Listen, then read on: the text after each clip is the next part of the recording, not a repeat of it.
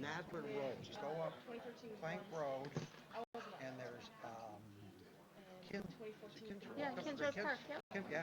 So you go up to that corner, and you go right here, and you go this way. There's this little side road, and they have an old colonial house right here. They moved it. Yeah. Oh my God. Yeah. There you are. Wow.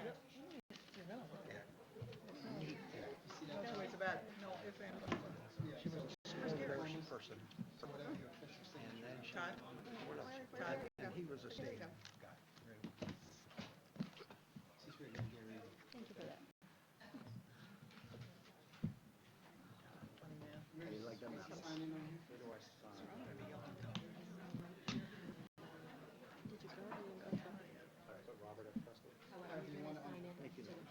Oliver, can you move that clipboard? Yes, absolutely. The flag. Thank you. Today is special. Thank you. Thank you, sir. You broke it. Oh, I would have done it myself, but you wouldn't like that. Thank you.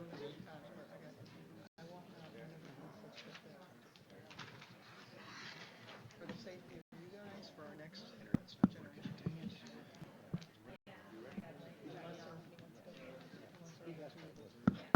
Yes. This one works. Do you want this one?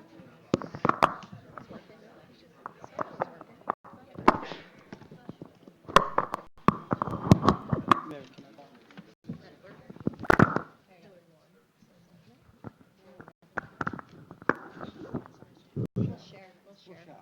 We can share.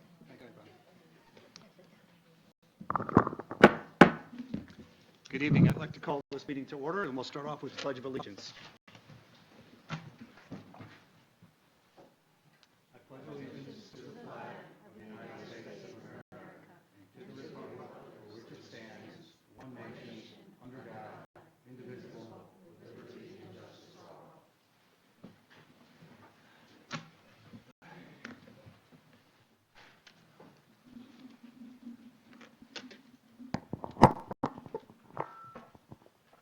First, we'd like to focus on adopting our agenda.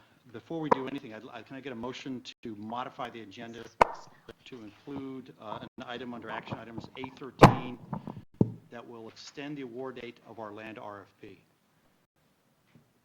So, Mr. Gilbert, Mr. DeLallo, second. Okay. So the agenda will be modified as said. What's that? Oh, all in favor? At this point, we'll turn over to Board of Education comments. Let's start off with Mrs. Stevenson. Good evening, and in the interest of time tonight, we have a full agenda, so I do not have any further comments for tonight.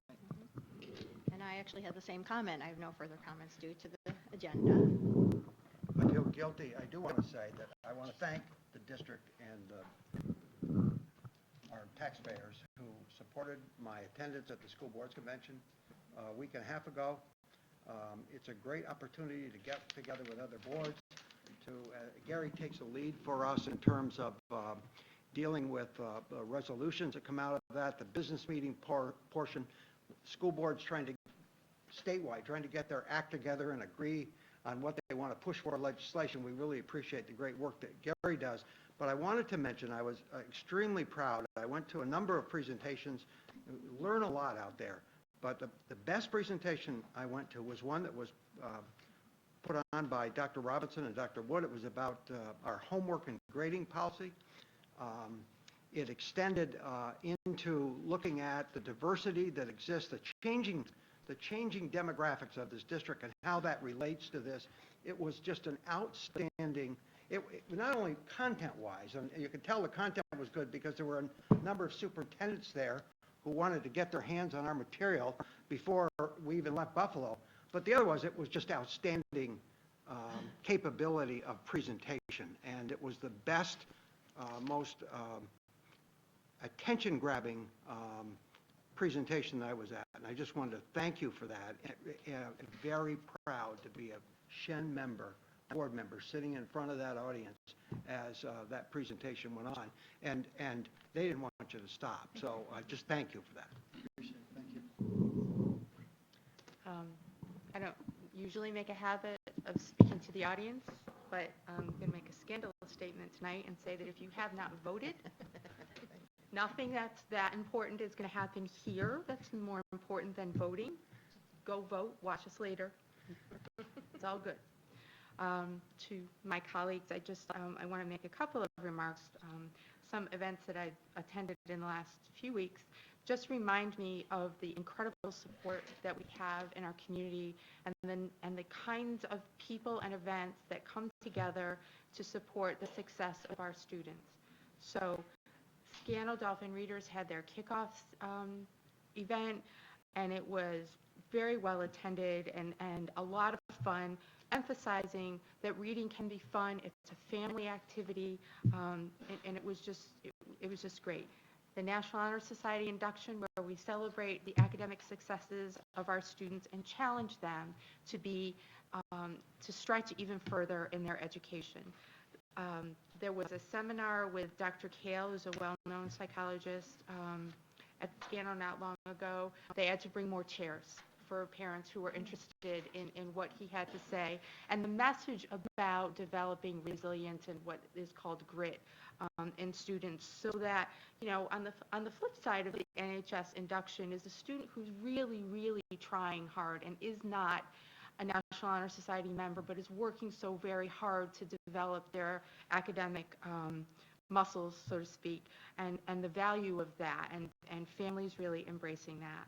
We had, I think, several dozen professionals, local professionals in the middle schools talking about their jobs, including Coach Will Brown, who had a rapt audience.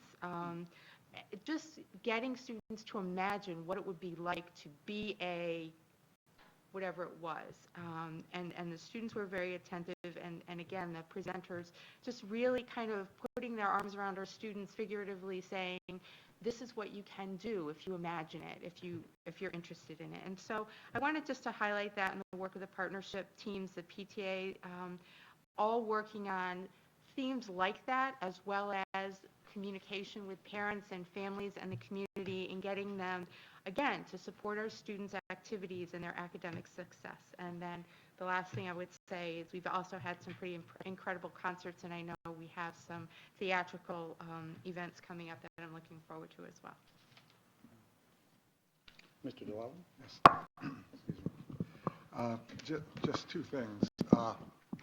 One, I actually wanted to comment, not in substance, but in style, shall we say, relative to the people who came before us during the last meeting, the people from the Park and Open Space Committee.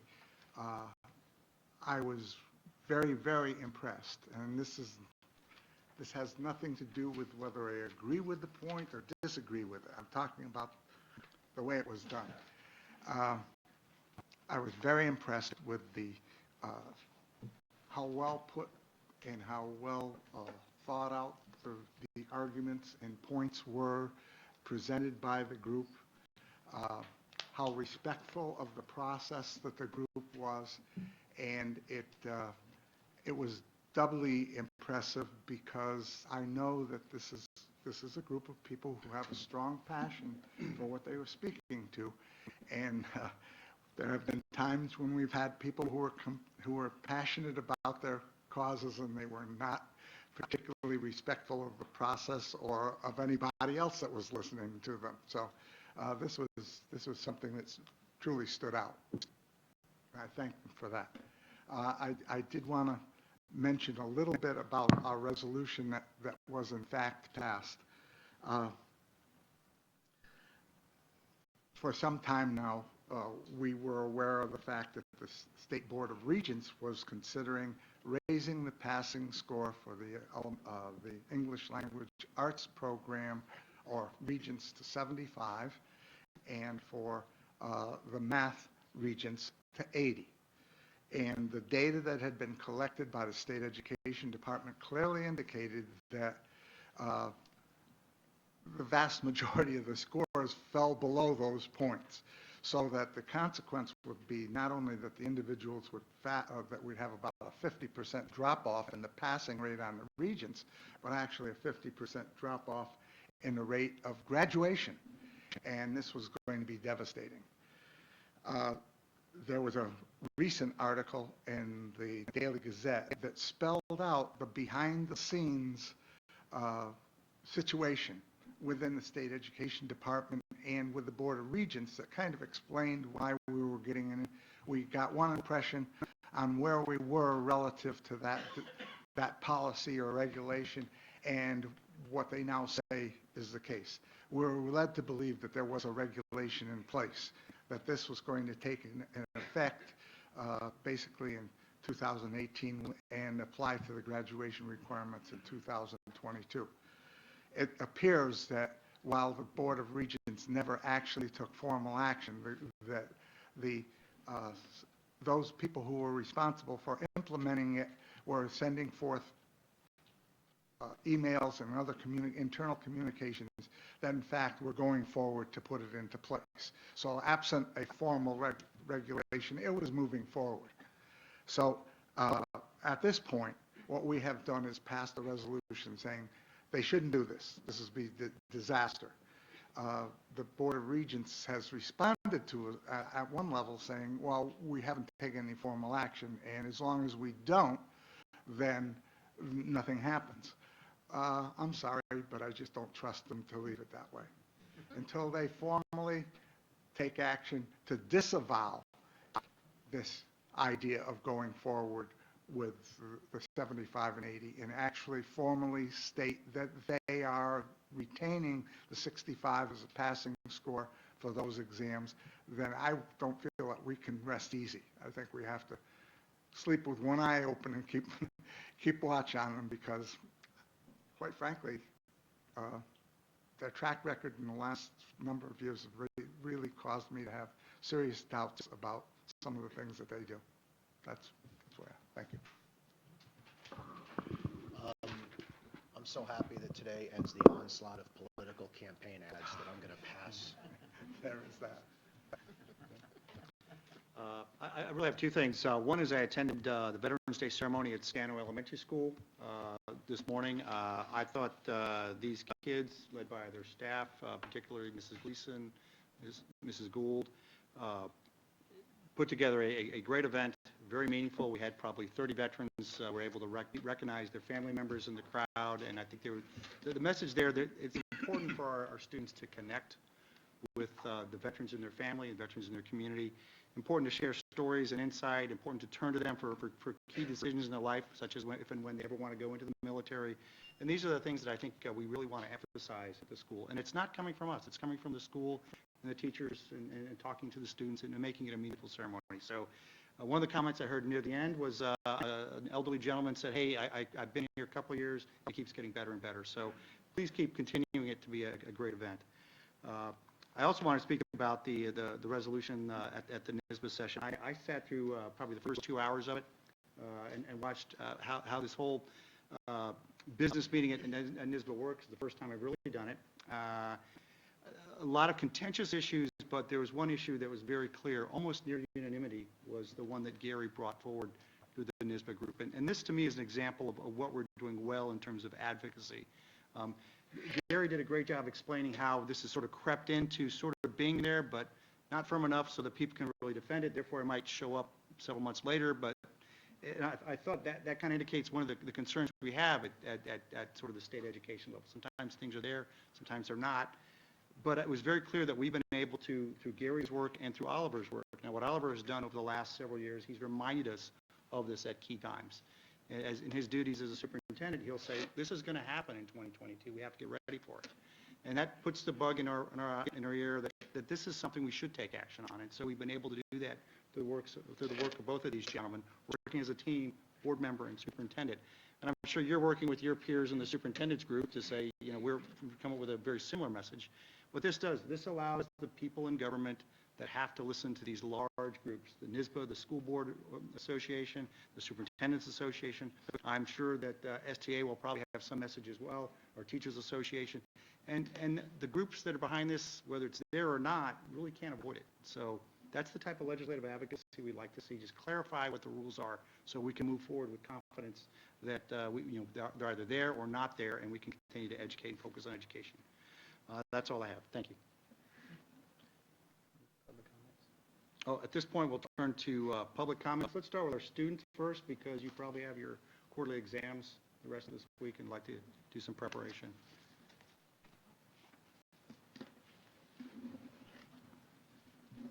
And while you're getting started, just want to say this is an opportunity for the public to address the board. Are there any residents in attendance? If you are, you may want to line up over there. Please complete the comment form. We'd like to refer to that as well. The board will not address specific comments, but ask for your name and address and event follow-up as necessary. We remind everyone that this is one item in our long agenda. We therefore ask each speaker to be as succinct as possible. Remarks be limited to 2 to 3 minutes. We also expect the residents speak in a respectful and courteous manner so as to monitor proper civility and decorum for the students. You may contact the board by email at boe@shenet.org. All questions come into the Office of Public Information and are shared by the board and/or superintendent as appropriate. Policy concerns questions are typically addressed by the board president. Operational question concerns typically addressed by superintendent and/or designee. So let's go ahead, please. Okay, so we had a meeting yesterday, and we talked about the snowball dance that we are planning to have again.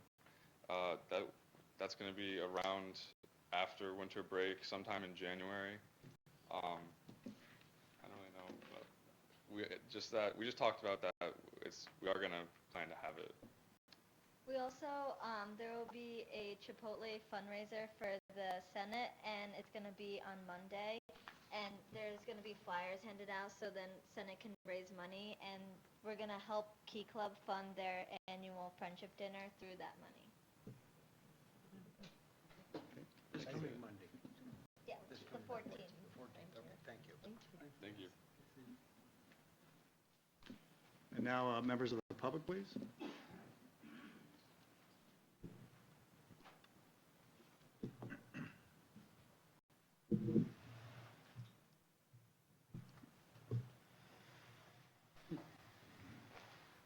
I won't be long tonight.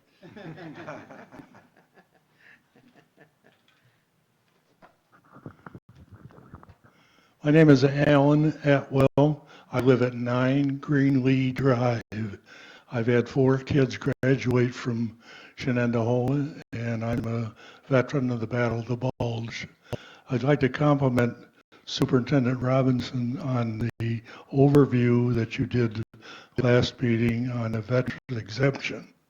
You answered many questions that I had, and I would like to thank you for that. I'd urge the board to continue following this subject down the main line with public hearings or referendums if they're required, and not to put it on a siding and let it sit there for 2 or 3 years as happened in the past. Thank you. Thank you, sir.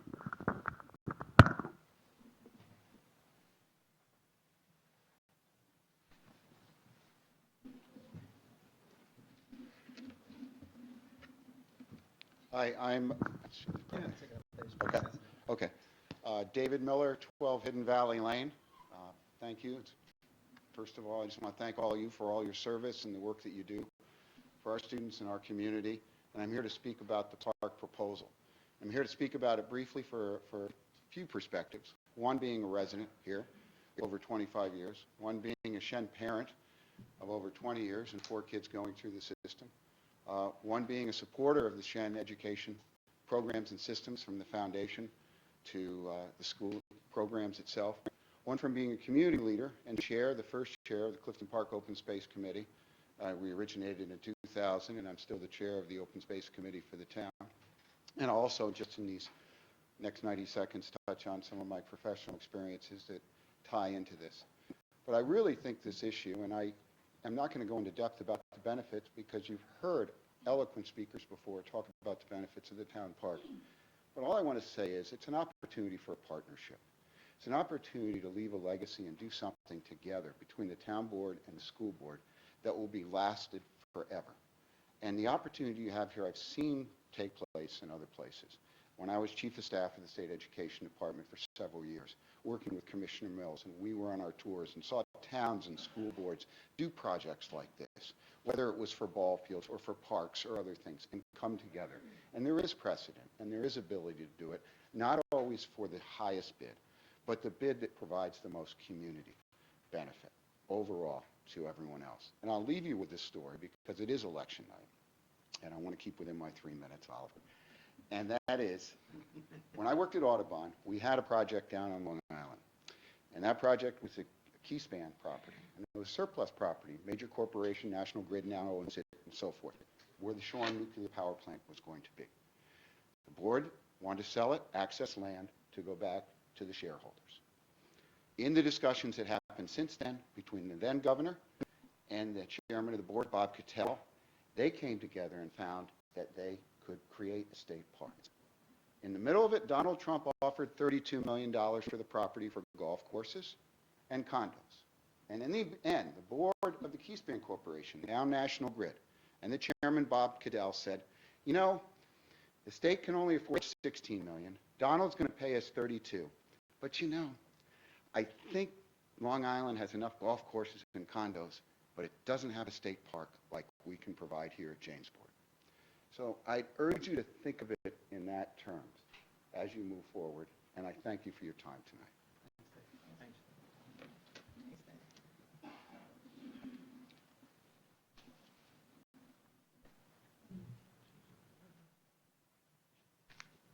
It's me again.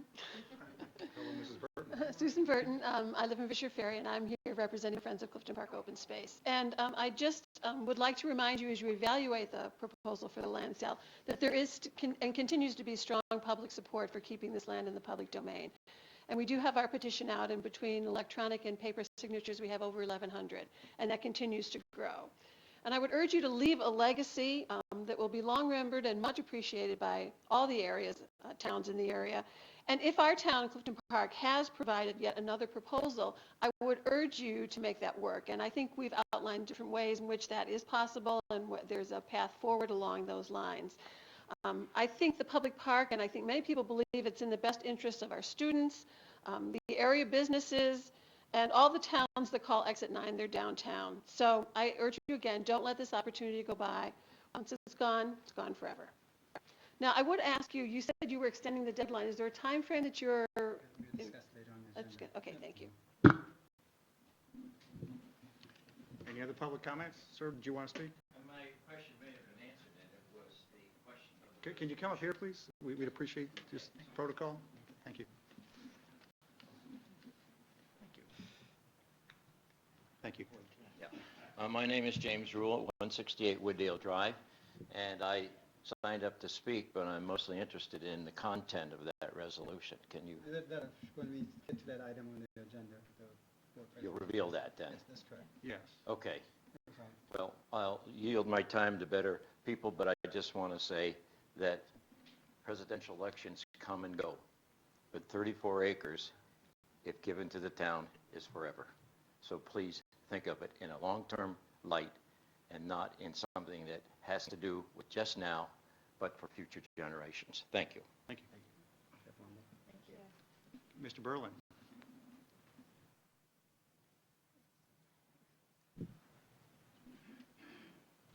Hi, Frank Berlin, 980 Main Street, Clifton Park. Well, we had 1,100 signatures. We have the, if you didn't see it, the League of Women Voters letter in the community news. I mean, we have great support. I'm on the Friends of Open Space Committee. I'm on the Town Open Space Committee. I went to Dr. Robinson's meeting on Saturday, and I heard how he hears from all these people. So I hope you don't kill me on the messenger, but people ask me questions all the time about this. So they said, well, what happened when the first time you went down? I said, well, the builder withdrew their bid. They didn't have any other bids. What happened? They put it out for sale again. The question was, well, why did they do that? Why didn't we have like a get-together or something and talk about using it as a park? So, you know, and then because it's in the RFP, I guess it is, which I've never heard of before until I came down here, was that we kind of speak about it, you know, to get our feelings out about it. And I really think we need to work together on this. I hope this doesn't cause some kind of disagreement between people. I have a meeting tomorrow with the Nordic ski team, with the Open Space Committee. We could, we want to work with the kids, That's what we're trying to do. They go ice skating there, So this piece of land, which would be just wonderful for people. How I got involved was a man came to me and he said, I'd like to go to a park where I can wear my shoes from work. And I thought, I don't know, we have parks, where you walk around, it's really woodsy and everything. And that piece of property was then, put back on the market again. Another person came to me at the same time and said, I'm going to try to get some money for Wounded Warriors, all right? Because Clifton Park has 41 acres down at the river. I don't know if you know that. We have a gorgeous piece of property down there, which we're trying to work out with people to see how to do that. And we're hoping that if people are handicapped or Wounded Warriors want to go canoeing or kayaking, we can have access for them. And I thought, wow, this is a good piece of land. It kind of all went together. I thought it's flat, it's local, you can have restrooms there, they have water there. It really is an ideal spot. So that's how I got involved. These two people said to me, what about where I could walk with my shoes on from work and where I could have something for handicapped people and for our older residents, So it has a great potential, like they said, and I would hate to see it go, to some developer for another $500,000 or $1 million and whatever the town's offering. I don't know what's going on. And then we got the Kins Road Park, which we got from the county. They're transferring it over. I don't think we paid anything for it, So one entity helps out the other entity. It's public land. These are what people are telling me. Why are we going through this? So I hope we're all working together, resetting everything, and going to say, you know what? This is going to be great for everybody. It's good, right? Let's forget the buck for a while because we have the buck, It takes what is it? It takes a village to support a school system, right? And that's what we want. We've been great. I voted for the swimming pool. My kids could all swim. And I thought, you know what? Supposing one kid could learn to swim and didn't drown this summer, it's worth it. So I voted for it. That was contentious, very contentious. This is not. We don't have anybody that's against this, I don't think. I don't think you guys are, And I'll tell you one last thing about something else, because I'm an ex-math teacher. I know, I taught Regents math. If you had 80, Gary, if you had 80, you had to have an 80 to pass. There'd be a lot of people in this room that never passed the Regents. You know what I mean? Because I had those grades, and I thought, you know what? Look at those grades. Those kids are good at other things. And maybe they got a C in math. So what? That's not the end of their life. They're young kids. Come on. We don't have to hang them on something like that. So I agree with you. It's ridiculous to go to those grades like that. You got to evaluate what's going on with each kid and see what's going on. Right? Mm-hmm. Well, thanks for your time. I appreciate it. Yep. Appreciate it. Bye. Thank you. Yep. Thanks, Frank. Okay, we see no more public comments. We'll turn over to Dr. Robertson for the superintendent's report. Thank you very much. So I won't make a political comment about Trump losing, per Mr. Miller's comment, losing that proposition. It's not a political comment. But anyway, I just figured it was just kind of cute that David brought that into the equation. Just a couple quick notes before we have Mrs. Bush do the tenure piece. Just wanted to acknowledge we have many young people doing many things, but we have a wonderful young lady who's sitting right now here in the room. And while you see this mild and meek young lady, she's absolutely vicious on the field hockey field. And if people don't follow Shen sports, the girls field hockey not only ranked in the state, but ranked in the nation as one of the very best. And they're competing this Saturday in the regional, right? Yeah, the regional the semifinals. We won regionals this past Saturday, Yeah. and we're going to state semifinals. Yeah, state semifinals. So Sheridan, I want to say congratulations to you and your colleagues, as well as we have the volleyball and the both boys and girls volleyball still competing. So, but I certainly want to acknowledge Sheridan. I saw her playing in the game, and she was so intense that she didn't even recognize me frantically waving at her because she was so focused. So I appreciate that. The second piece, I just want to thank Mr. Casey for his acknowledgement of our work at NISBA, and give credit where credit is due. Dr. Wood has been and continue to be the champion on our efforts to change the culture, and back to Mr. Berlin's comment here, of how we look at kids in a very comprehensive sense and not just simply look at kids in a very linear, one-dimensional aspect of it. So when we talk about things like homework and grading, it's a very comprehensive piece of it. We're talking about the social justice implications of what we do with structures such as homework or assignments of grade, and how does it in fact change a young person's life, positive or negative. And she did a great job preparing for that. And so I was a beneficiary of a lot of her legwork, and I think we really did do a good job, because we're still getting emails from people who heard about the presentation, not even go to the presentation. The second piece, I just want to acknowledge, also saw Mr. Presser this morning, and I think sometimes people see people and don't really appreciate who they are, because sometimes we don't take enough time to get to know people. We just make an assumption about them based upon our own biases. And it was very impressive this morning to hear about Mr.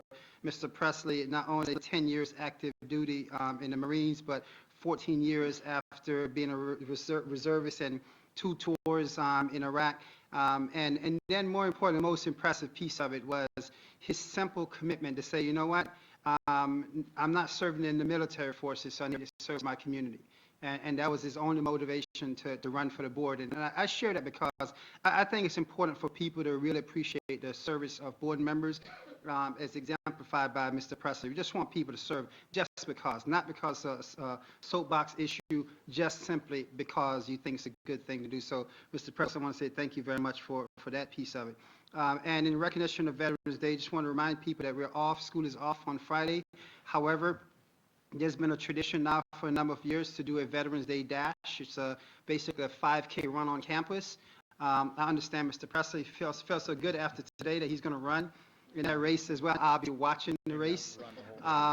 So if you want to come out and continue to further salute our veterans, we have a slew of people here, particularly our young people, participating in the Dash, and the funds from that go to support various other initiatives that deal with community service to our community. So I want to share those 2 things as well. And I'll get back after we get into the information item. I know we have the tenure piece in between, as customary in the past. Okay. So let's move on to the tenure recommendation. Motion to bring this to the floor. Mr. Casey, any second? Mrs. Stevenson? Okay, go ahead. Okay, good evening. Tonight I have one recommendation for you. Kara Chekmakis. Probably said Kara's name wrong, sorry. I practiced everything, Kara. She's a library media specialist at Shattuckon, and her tenure recommendation was written by Erica Ryan, principal, and Dr. Elizabeth Wood as her supervisor. And we're very, very pleased to have Kara on our staff. She's a highly reflective teacher, as they said, one of the friendliest as far as librarians. She really encourages students to come into the library. If you look at the tenure, which I'm sure that you reviewed, she's been on many, many committees that have had an impact not only on Shattuckon, but in the other buildings as well.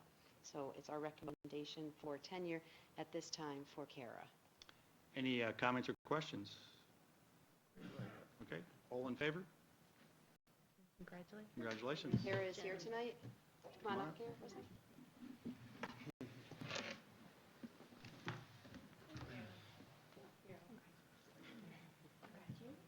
Good job. Congratulations, Kara. Thank you. Thank you very much. Thank you. Congratulations. Thank you.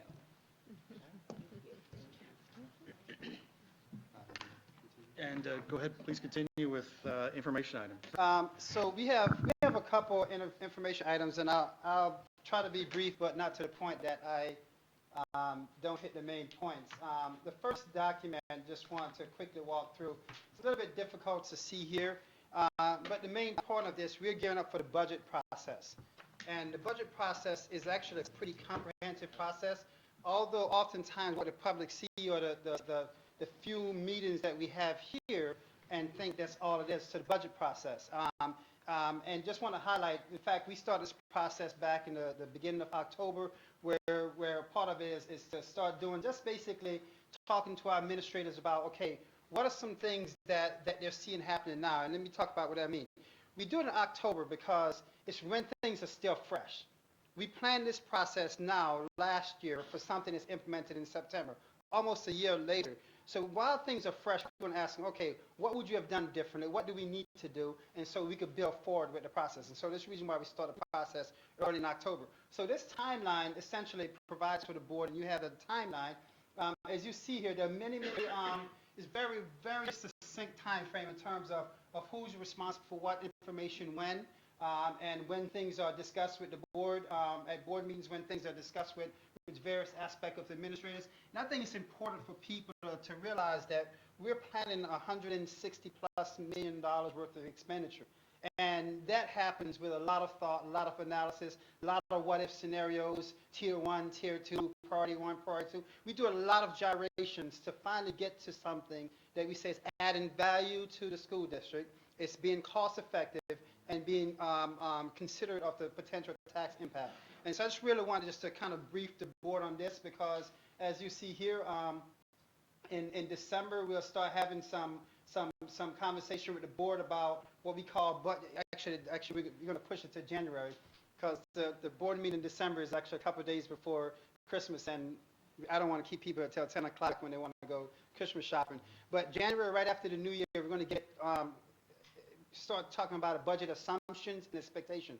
What do we expect the budget is supposed to provide, and what are some of the assumptions that's going to impact the budget as a whole? So we'll have that conversation, and that's where the feedback from the board becomes critical, because those assumptions that we present and what that we modify based on the feedback from the board actually will guide the process. And we need that because what we can't have is a political process. In other words, we can't have the process hijacked by one person saying this, one person saying that. It needs to be a very deliberate process in order for us to be able to predict our good outcomes. So I just want to share this briefly with the board, not to go into a lot of the details, but to let you know that this process is unfolding as we speak. Any questions on this before I transition? And I can't see up here, so I hope I hit the right thing. The second piece of it, and it was alluded to here, the last time we were here together as a board, we spoke about the veterans exemption. And one of the things that the board wanted to say, what's the timeline? If we were to contemplate doing this, what's the timeline? And so what I'm sharing with you is not a recommendation, it's a timeline. We're having just a conversation about a timeline. And so one of the things that I want to start with that if action is taken, it doesn't matter if it's 2017, 2018, or otherwise, action has to take place no later than March 1st of that year in order for it to be effective the next tax season, which is September, October.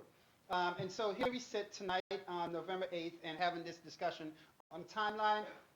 Part of the suggestion that came out of our conversation last time was a possibility of issuing a survey to get further feedback from the community. And as was alluded to one of our speakers tonight, there's a lot of information that people are either not aware of or, quite frank with you, have misconceptions about. And so it's important for us to inform the public and get some feedback from the public on this particular issue. So the whole notion then is we're geared up to issue a survey on Monday, the 14th, and have that survey run for a pretty longer duration than we normally would. And the only reason why, because we have the Thanksgiving holiday within that sequence. And sometimes people get in their mind, I'll do this after the holiday. And so we want to make sure we have the after the holiday time frame to get that feedback. Plus, quite frankly, if we see that the returns aren't coming in a way that's substantial, we want to be able to reissue it again to make sure that we're actually getting feedback.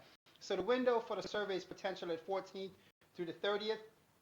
At that point, we'll get the information, analyze the information, and be able to share the information back to the board at the December 20th study session. So we have the two meetings, business meeting, which is on the December 6th, then we have the study session, which is where we make presentation on December 20th. I'm sorry. So that's a piece of it. And then if after the 20th, the board say, hey, you know what, we may want to consider some type of action. Again, it's a tentative piece. If the board want to say, hey, we want to consider some action, January 10th is 2017 is a potential for a public hearing. The law requires a public hearing before a resolution. So January 10th provides for an opportunity for a public hearing. That first public hearing resolution has to do what they call adopting the basic exemption. That's, again, stipulated by law. The first resolution has to be the basic piece of it. This then, if the board actually does that, and the board say, hey, you know what, we did that, but we want to do more. It's not required that the board do a second resolution. It's an optional piece. If the board say we did it first, we did the basic, but we want to do more, it requires a second hearing and a second resolution. And if that's the case, the board can do so on the January 7th meeting. And the reason why this becomes important, the January 7th meeting is the last business, February 7th business meeting is the last business meeting prior to March 1. So I wanted to share this with the board because I know the question came up last time. Is this feasible to do? It's feasible to do, however, there's a lot of analysis that needs to be done. And the first analysis is trying to get some surveys, some feedback, analyzing that piece of it before we venture down to doing actually number crunching, so to speak. Thoughts, comments, questions, criticism, concerns? My question, 2 questions about the survey. So you gave us a template of a survey the last time, and I'm wondering about the content of that, whether or not it's changed much or not. And then secondly, what method of communication to the public will there be of the availability of this survey? Okay, good question. We don't expect the content to change much because that's a survey that's been used before by other school districts, and quite frankly, we're not trying to reinvent the wheel, so to speak. The second piece of it, we actually, as you may know, but the public may not realize, for instance, our website, we get 90,000 plus unique visitors to our website, and so we get a lot of traffic on the website. So we'll do web, we'll do Facebook, we'll do Twitter, we'll do all the social media aspect with the link to complete the survey, provide feedback to us. And in the past, we've had pretty good returns on surveys, and that's the reason why that window is a little bit longer, the 14th to the 30th, because while this topic is interesting or to a finite group, particularly our potential eligible veterans, it may not be a topic that, quite frankly, has broad public appeal. However, it's a topic that the board needs to get some sense of what the broader perspective on this, because it's a topic that frankly talks about the transferring of tax burden from one group of individuals to another group of individuals. So it is in the board's, if you want to say,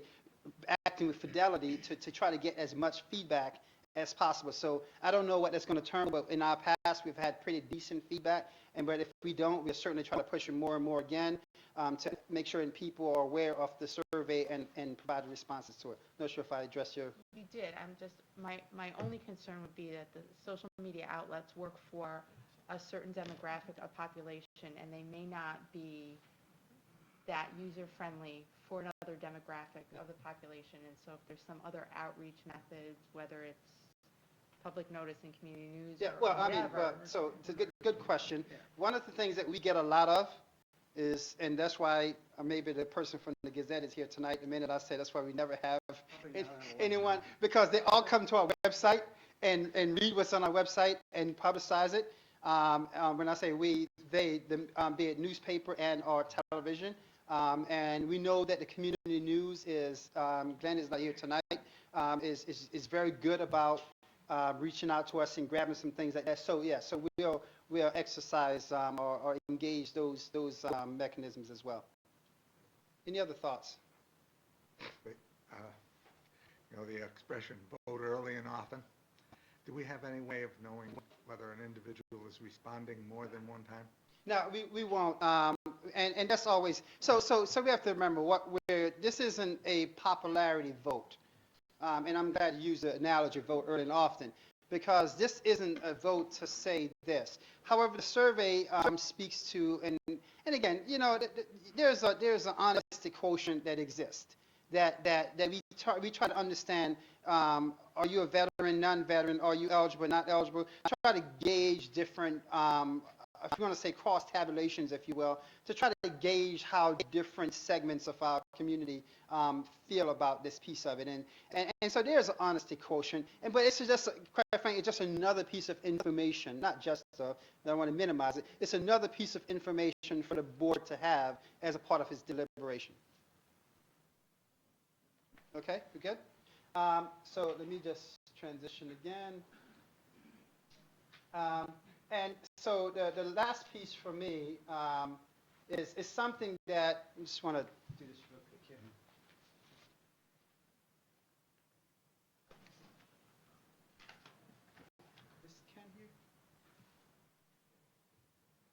So the last time I tried to enlarge things, I made a major mistake that we couldn't go back to the original form. So I'm going to have Mr. McDermott come forward. Can you do it so I can get rid of the sidebars and just only have the presentation on the screen, if you don't mind? So one of the things that we do this time of the year is to start thinking about lobbying efforts. And I kind of use the word with quotes because a year or so ago, they passed a new law that technically I'm not a certified lobbyist, so therefore I can't lobby. So we use the word being our advocacy efforts. And it's kind of a tragic situation that we have to mince words in terms about our ability as a public entity speaking on behalf of our public. However, with that being the case, I just want to clarify that in case someone will say who had the right to lobby. So part of our legislative priority and points of advocacy here is talk about what are some things that as we start thinking about talking to our state legislators. And this time is a perfect time of it because after tonight, we'll have some sense of who's in office, who's not. And one of the things we try to do early is to get to our state legislators right in the beginning, particularly ideally December 1, because as the budget process goes, the state budget process unfolds, after January, the governor comes out with his proposal. And once that happens, the game changes for the state legislature. So our goal is to try to get to the state legislature early, to get into their heads, so to speak. So as they're doing their advocacy with the governor's office or which other, they have some sense of what are some of the priorities, at least from Shen. This happens with probably every school district, with most state, with all the state agencies. And as a board, we go down and we meet with our respective representative, and we do the song and dance, or some people say the dog and pony show. But I just want to talk about just three things because this year is somewhat unique. One, we don't have a governor's race, which kind of, when that doesn't happen, it becomes a very silent year. Two, we don't expect to see a huge turnover across state legislature as a result of today's election. And so things can be very quiet, and sometimes quiet can be very dangerous because things slip into law and no one's paying attention to it till after the fact. So a couple of things that we wanted to point out here as a school district that we know that last year, because of advocacy, and Mr. DeLallo was a strong advocate on behalf of the board, the gap elimination funding was a major piece for us. For Shen, that was over $2 million plus that was actually, in the beginning, it was almost $9 million back from 2009, but the balance last year was over $2 million that finally we were able to recoup as a result of action back in 2009. And the second part of it is, even as late as this week, the State Comptroller's Office issued his opinion, if you will, about the faltering tax returns in comparison to the state budget. So it's always a question of okay, when you do compare it to this, what's real? Was it an overinflated budget and tax returns are actually consistent with where they were in the past? I don't know that. And so when we look at that, we're trying to think, okay, who's zooming who here? Is it because the budget was overinflated, or is it because we really do have lower tax returns? But anyway, the proportionality is not doing this, it's actually separating with tax returns coming to the state lower than anticipated. So that's to be seen. So we know that those are two position points that a lot of our state legislators would lead with when we start advocating. So 3 points that we want, I won't necessarily go into all of them in detail, was the first priority is, for people who don't understand, the state of New York has this thing called a foundation aid formula. And as the word stipulates, foundation means that every school district should get a foundation amount that's based upon the wealth of a school district. And the wealth of a school district is both income wealth and property wealth, and they call it a combined wealth ratio. That drives this ratio that schools get. So the state average is 1. So if you're 1, you're the perfectly average school district. If you're below 1, you're below average. If you're above 1, you're above average in terms of combined wealth. Shen always fluctuate between 0.9 and 1.0. So I say that we're truly the perfectly average when you look at the combined wealth. And so some people sitting here probably astonished and think like, oh my God, I thought we were a highly affluent school district. We have places in this state that makes us look average in terms of wealth. And so when you look at the wealth of the state and the various communities, we're the average, the perfectly average wealth school district. Too rich to be poor, too poor to be rich. And so when we look at that piece of it, there's a lot of chatter right now across the state about changing this foundation aid formula. Our priority is, if you're going to do that, make sure that the formula is fair. And in other words, if you want to give places that were unfairly reimbursed in state aid more money, it shouldn't be taken away from other places, because being the perfectly average school district, we become the perfect squeeze point. The whole concept of robbing from Peter to pay Paul, not to bring religion into the equation. But that's the whole piece that we always have to think about. Being the perfectly average place, we're the likely culprit to get squeezed in the redistribution of funds. So our advocacy, that's the reason why this becomes priority one for us, because we want to say, yes, the state need to clean the formulas up, but don't clean the formulas up on the back of certain school districts in order to benefit others. We think certain school districts should absolutely be getting more money. And we think there's some school district, quite frankly, with you, giving the money as a joke because of the wealth of those communities. So it's a combination of factors. So that's why priority one becomes important for us. Priority two is something that we know, and again, I don't want people to have mixed messages. The tax cap law is the law. Our advocacy isn't to throw out the tax cap law. The problem that we have with the tax cap law is so unpredictable because it's based upon and I'm going to use this very arbitrary CPI, because if you talk to different people, there are many different CPI, consumer price index, for different things. You have the rural CPI, you have the urban CPI, there are many CPIs. So everyone's asking which CPI is this based upon, and is it predictable? Big part of the problem we have with the tax cap pieces, as I sit here right now and trying to plan forward, I can't plan forward. But yet the tax cap is a big constraining piece that dictates not only how much revenue we gather, but that also then dictate what we could expend, subsequently dictate what type of programming we can plan forward. So for us to be effective as a school district, not only from a program delivery, but effective from a fiscal responsibility aspect of it, we can't. Because every year we're crossing our fingers and saying, where is this going? Most people think it's a 2% tax cap. It's not. It was an awful name given to a very variable law. And so part of this advocacy is saying, you know what, state, you guys need to come up with a different formula, one that gives us a chance to predict. Because anyone knows that, if be it personal finance or otherwise, the ability to predict and project is the best way to be effective in our initiative. So that's where the second priority comes from, to say, let's really look at this law. And now we have a number of years of this law running and asking ourselves the question, was this truly the intent? Because particularly when you look at a district like Shen, our tax impacts were less than before the law came in. And so that's the irony. The law, because of the variability some years, gives us a tax ceiling that we're like, well, we don't even want to tax our taxpayers that high. And so I showed that that's the extreme end of it. And in other years, it comes to a certain low, we're like, oh my God, we have to cut programs because of an arbitrary nature of this law. And so the whole notion is not to talk about addressing tax impact, but the whole notion of getting rid of the arbitrary nature of what this law has done for us over the past several years. And I say us, not only schools, but it's also hitting municipalities in the same way right now as well. And then the third priority. Just go back to number two. Sure. We're pretty much mandated for teacher salaries to go up 3% a year by the Triborough Amendment. Well, yes, technically because of contractual obligations that we have. Yes. Yeah. So that is a big driver in our budget. Okay. And typically people who work in education sort of see that not just for teachers but for others. And so we're already facing a big cost factor in salaries, and then we're limited to raising taxes by 0.12%.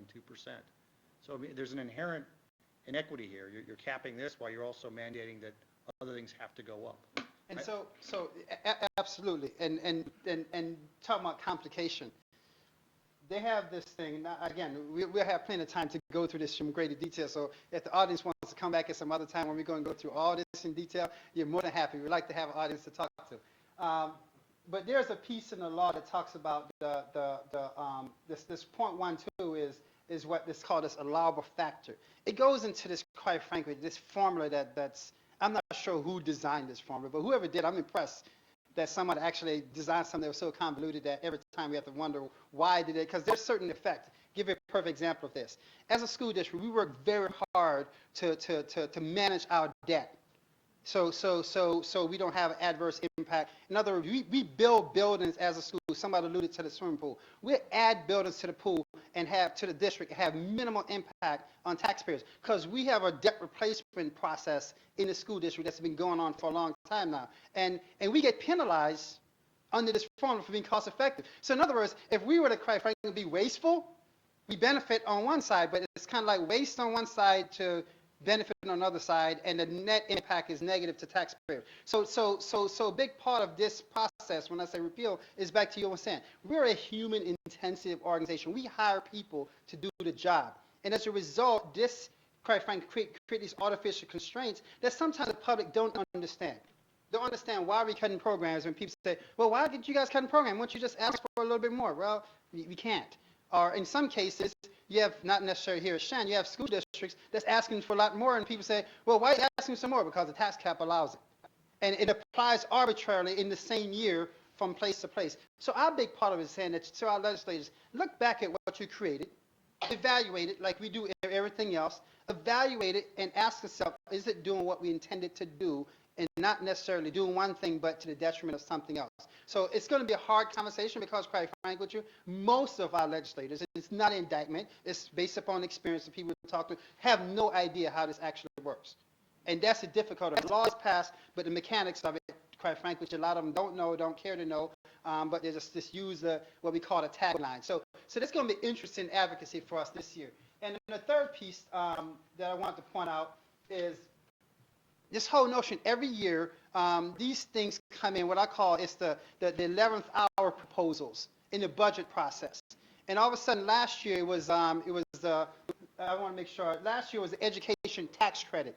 And this education tax credit was basically siphoning public funds to pay for, quite frankly, tax break for people who, I sound like I'm lobbying for office, like I'm running for office, and it's not a liberal perspective that we don't want to tax the rich more. It's not one of those kind of things. It's about the reality of it. You can't say you don't have enough money to pay for what you need for your responsibility for public education in the state of New York, but yet you have money for all these pet project things. And so we're basically saying to our legislators, you know what, take care of your big rocks first, what we call here. Take care of your priority goals first.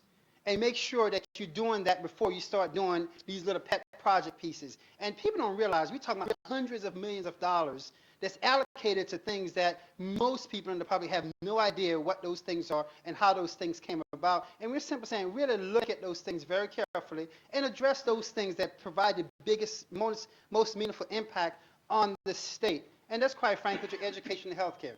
You need educated people, you need healthy people. With those two things, your economy will grow. And again, I'm not a politician, so I'm not running for office. So those are the three priorities that we have as a system as we move forward. So when we begin our advocacy, our advocacy is coming from a very simple place. And that's the reason why I think you serve as a board member, certainly the reason why I'm in public education versus private sector, is that, you know what, public education is the bedrock of our democracy. And we heard several speakers came up here tonight that boast about the quality education that their kids receive. And their kids receive it in a public school. And we want to make sure that not only the public education here at Shen stays at high quality, but public education across the entire state of New York stays at a high quality for every kid. And so that's going to be our advocacy, not only for Shen, but quite frankly, the quality of public education in the entire state of New York. Because I don't think it's a question of money, it's a question of prioritization of how money, our funds are being used. And we want to be that nudge in the sides of our legislators, say, think twice before you act.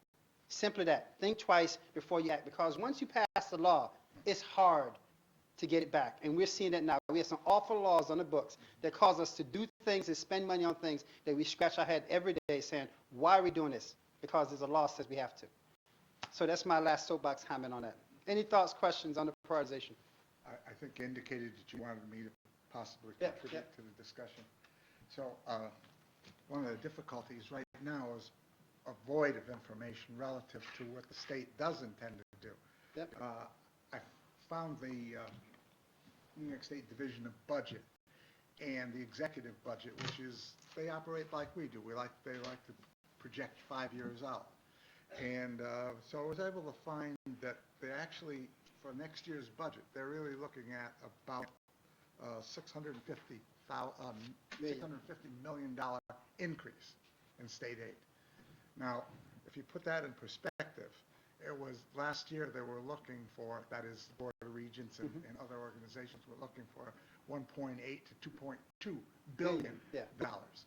And that wasn't because they were looking to be greedy. That was because that is what it took to sustain current programs, rolling them over to the next year. So this is really, this is kind of like the starting point. We always want to make things better, but at least we don't want to lose anything. Now, the tax cap, which you talked about,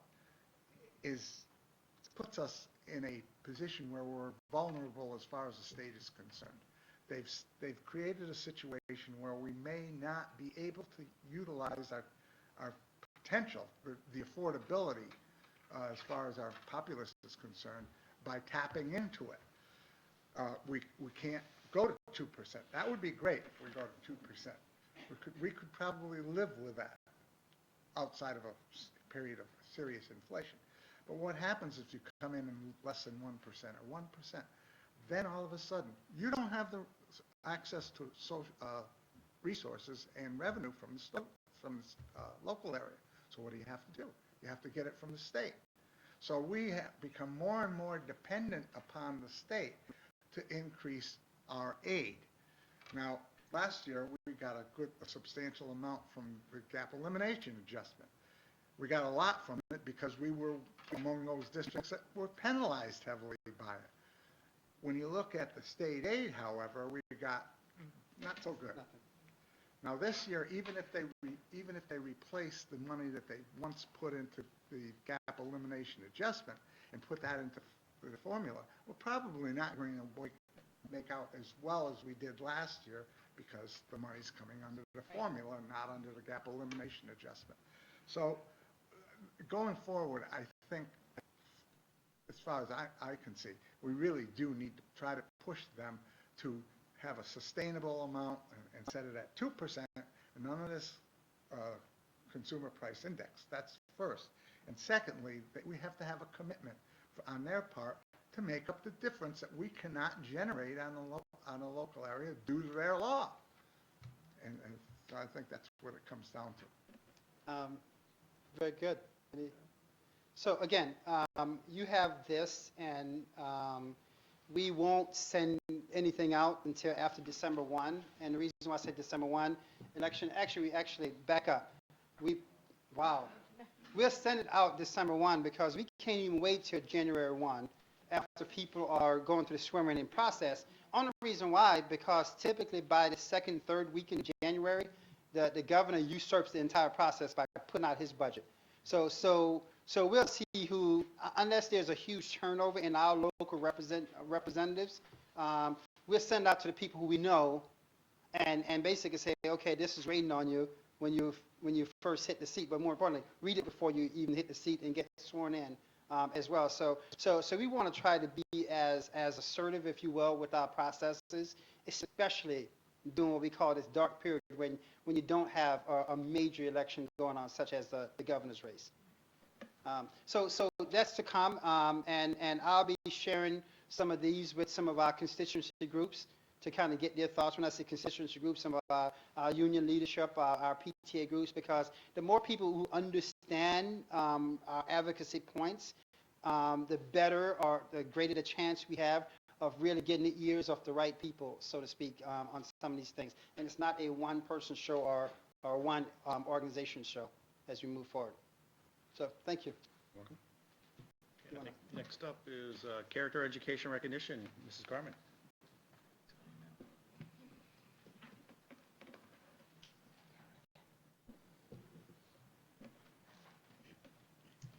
Good evening. Tonight, the Character Education Committee would like to present the Recognizing Good Character Award to Suzanne Yeager. If you could please come up with Mr. Karam, if you could please come up as well. Suzanne is a 20-year veteran to the Shenendehowa Central School District Transportation Department.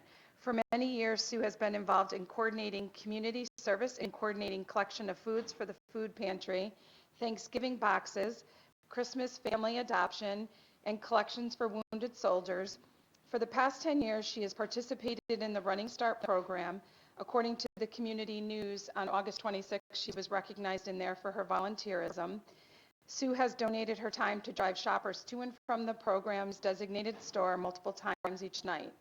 Sue's devotion to duty, can-do attitude, and initiative is in keeping with the highest traditions of Shenendehowa Central School District and in demonstrating consistently the meaning of the district's motto, committed to excellence. Additionally, that was, or before I go to the additional piece, Mr. Karam provided me some information regarding that, but also I reached out to the YMCA, and they also had a little note for you also. For the past 10 years, Sue has donated her gift of time along with Shenendehowa school districts to help the Southern Saratoga YMCA Running Start program. This is no easy task. Each year, Sue patiently waits while each child finishes their shopping. There are some years that this event did not end until 9 p.m. Sue never asked the Y to hurry up or seemed to be annoyed that the event was taking so long. In addition, for the past 10 years, Sue has donated her time for 2 nights of shopping. This year, there were 4 shopping nights. I was worried that it was too much to ask of one person to donate her gift of time for 4 nights, but Sue happily and quickly said yes. She's a shining light in this community, and I can think of no other person who deserves the Outstanding Character Award. That was based on the YMCA's input. Mr. Presley, to present the award to you. On behalf of the Board of Education, we'd like to present you this certificate of recognition. It's awarded to Suzanne Yeager for exhibiting outstanding character by cultivating, fostering, and demonstrating the virtues and skills of civic engagement and social responsibility. Thank you very much. Thank you. We appreciate it.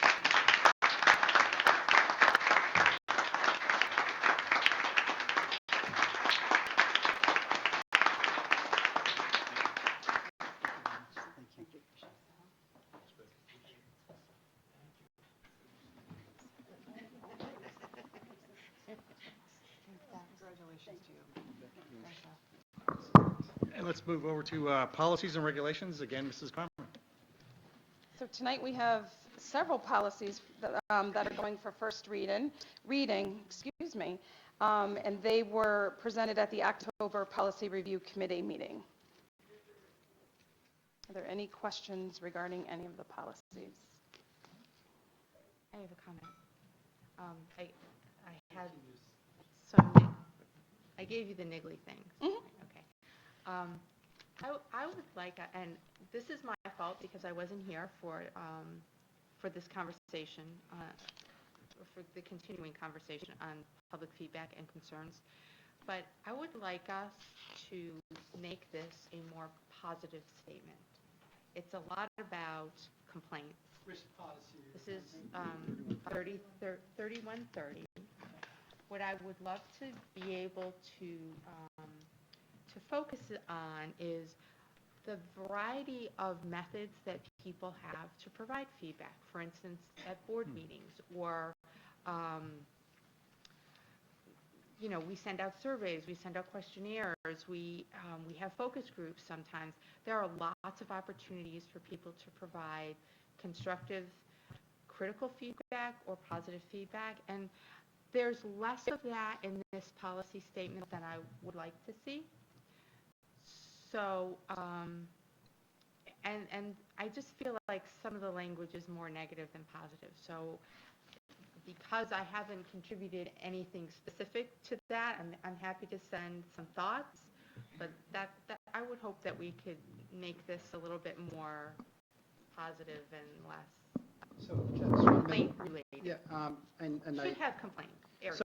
So just for the clarification purposes, we also have another policy that speaks to board communication that is more positive and give the alternatives. This policy is somewhat negative because it speaks to the negative realities of when people want to complain, appeal, or otherwise, that there's a process for that as well. And so can we put, when I say more positive language, yes. The piece that I would suggest that we make sure that we call it for what it is. This is, if you're complaining, or if you're appealing, here's the process of doing so. So I just want to clarify that we also have other policy that speaks to board communication. This isn't the only board policy that speaks to communication with the public, staff, or otherwise. I guess my comment to that, just working in the healthcare system, you have, like, if you're negotiating health plan contracts, where it's a complaint and grievance process. So if I'm understanding Dr. Robinson correctly, that this is a process, more or less. Yes. And this is the Yeah. complaint and grievance piece.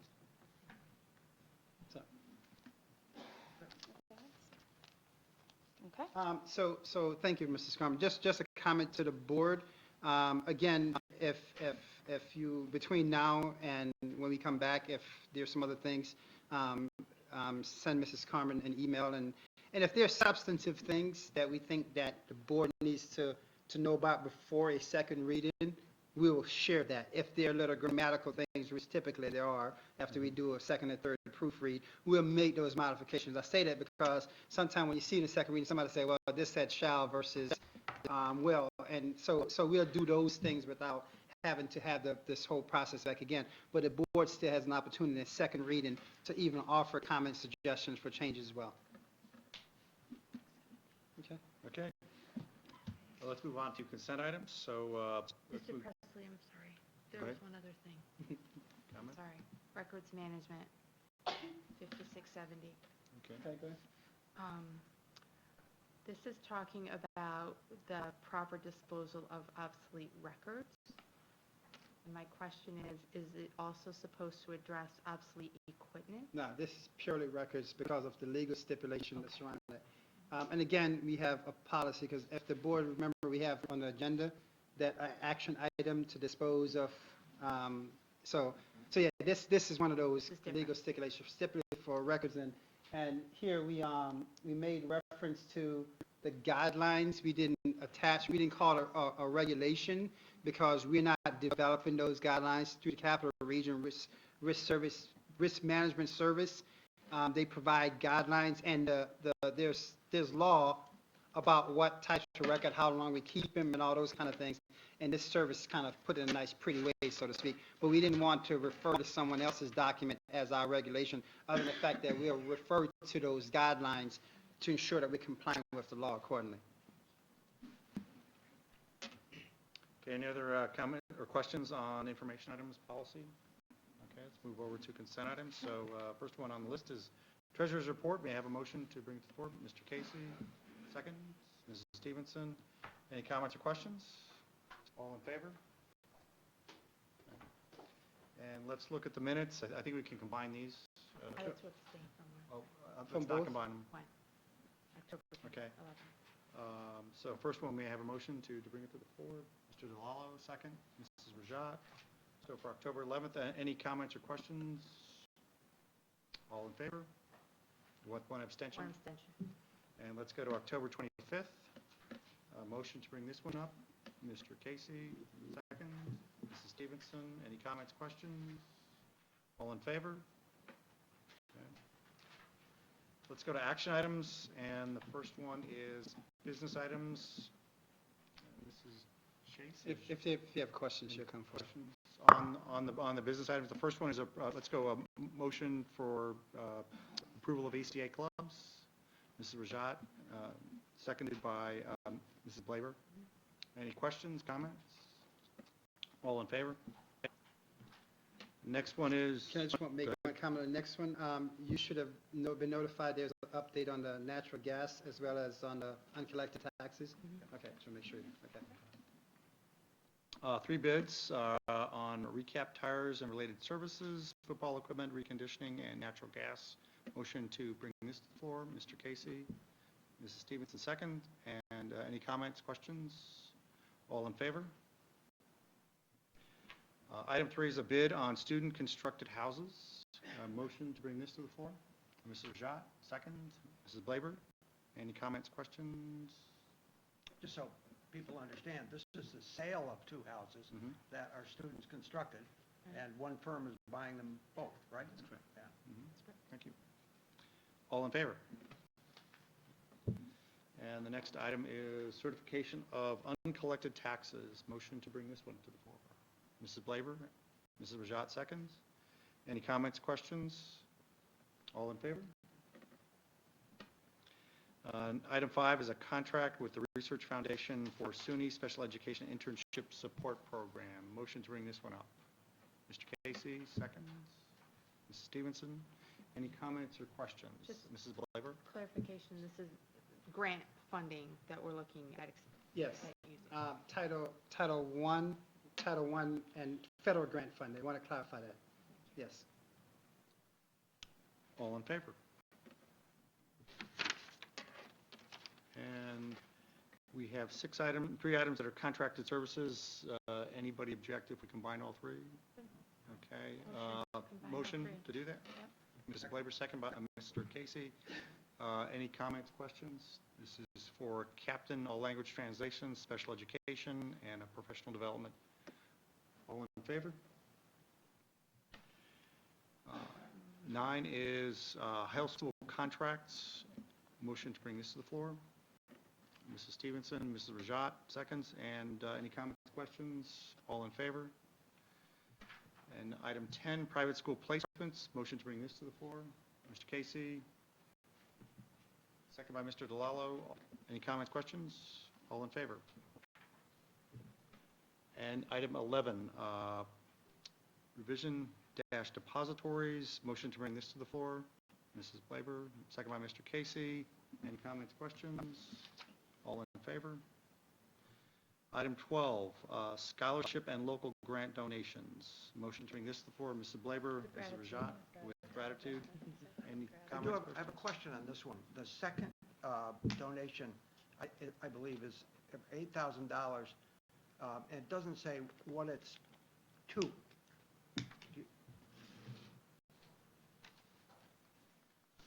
The first one goes to Chango, it's a Hannaford Oh, grant so of this- $1,000. So what does this one go to? That's my question. So the Karen's kit goes to the fund that's at Orangen. Okay. Yep, and Orangen. And they're using that with the bountiful. The last portion they use, Yeah. yes, so that's all part of Thank that goes to that Karen Kids Fund. Thank you. Sorry, thank you. Okay. So that was item 12. And as we modified the agenda at the beginning, We need to All in favor. vote. all in favor? Yeah. For item 12. The modification is listed as item number 13. I'll read it to you. The board hereby resolves that the board award dates set forth in RFP number 17-01 be extended from November 8, 2016 to December 6, 2016. Motion to bring this to the floor. Mr. Casey, second. Mrs. Rajat. Any comments or questions? Okay, all in favor? I'm sorry. Bob, did you say 12/16 or 12/6? 12, December Okay, 6. okay. Okay, Sorry. no problem. Okay, all in favor? Okay, so that passes. You just want to clarify RFPs for the land. Yes, this is for the land RFP. I also have some additional comments on this for people out there. The board cannot disclose the identity of proposers for this RFP based upon the confidential nature of what these proposals are. And the evaluation process therein is still ongoing. So we understand there's a lot of questions out there, but to make the process work and to support the level of confidentiality, both of these are extremely important. We're going to retain that, the no comment approach on this, okay, through December 6, 2016. Thank you very much. Can I just, Mrs. Wetmore, can you bring the tax, if the board members need to sign the tax warrant individually Okay. that you just approved? Sorry. Okay, no problem. Okay, so we're done with all the action items. Let's move on to students and acceptance of special education placements. Any Mrs. Mylett. questions on this month's report? Motion from Mr. Casey, second from Mrs. Rajat. All in favor? Okay, thank you very much. And we also have approval of staffing recommendations from Mrs. Bush. Motion, Mr. Casey, second. Mrs. Stevenson, any comments, questions? Just tell us about the retirements. Yes, we had a number of retirements at this time. James Donahue's cleaner, retiring after 28 years with the district. Karen Hartigan, typist at Shattuckon, 8 years with the district. Mary Ann Moran in food service at the high school, 25 years with the district. Rosemary Starker is a monitor, 18 years with the district. Lori Tortorov is the attendance typist at Acadia, 18 years with the district. And just today, Donna Weisman, 23 years, a teacher aide, most recently at Scano. So lots of retirements on this agenda. Any comments, questions? All in favor? Do we get all? Okay. All right, and then policy and regulations, second reading, Mrs. Carmen. Any questions for second reading? I do, I'll give you one, just one of them, there's awkward words here, I just circled it on. Which policy? 7121, diagnostic screening of students, third paragraph, students with test scores, are students who score below at level 2. 7121? 7121, Okay. the third paragraph. That below at level 2, Yeah, so we'll clean it up. We'll change, with the board's permission, we'll change that without changing the meaning. Yep. I see exactly what you're talking about. And then I just had an overall question on 7131, which deals with homeless children. At the school boards convention, there was a presentation, which I didn't make it to, about the services for homeless students, and it was premised on changes in the law to McKinney-Vento. Yeah. And I just wanted to question whether we had taken those changes as we changed the policy. Yes, we Thank did. you. Okay. Any other, do we bring this up to the floor? I submitted. Yep, they're all changed, they're all reflected in there already. Did we motion it? Okay, can I get a motion on these? Yeah. Well, Mr. Casey, any second? Mrs. Rajat? And we'll make the minor modifications. Okay. Okay. Any other comments, questions? All in favor? Mr. Casey, are you in favor? Yes, Okay. I am. I'm in favor. All right, I think we're done with all those. Let's move to public comments. Are there any more public comments from people out there? Once, okay. And let's move to policy review update. Unfortunately, Mr. Gilbert had to leave, but we are looking at 2 meetings out on our policy. I believe we might be able to get some things to come up. There we go. Okay. Next one, which is tomorrow, Mhm. we're dealing with, so tomorrow we're dealing with policies pertaining to community relations, some policy pertaining to student progress. So those are policies we'll discuss tomorrow, policy review, with the intention of having those come back to the board in December for a first reading.